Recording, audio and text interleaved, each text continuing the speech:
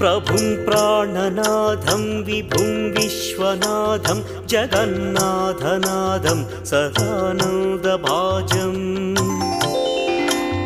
भवद्भव्यभूतेश्वरं भूतनाथं शिवं शङ्करं शम्भुमीशानमीडे